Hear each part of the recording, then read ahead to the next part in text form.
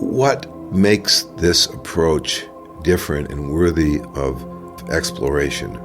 And also, what is it that we think makes it so effective?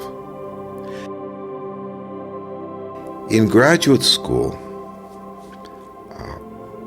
in psychology, psychiatry, and counseling, the curriculum is based on understanding mental illnesses and being able to treat the mental illnesses that you now understand.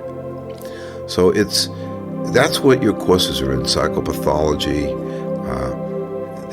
There's the interventions are based on each particular illness. Now, that's been called the medical model.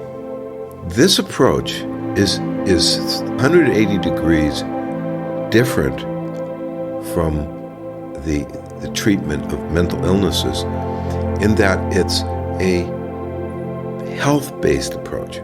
In other words, rather than treating the illnesses, we have the notion that if you bring out and develop the mental health in the person will be able to essentially treat their own illnesses, or the illnesses will just die out. Plus, with this new basis of mental health, other illnesses will not take hold.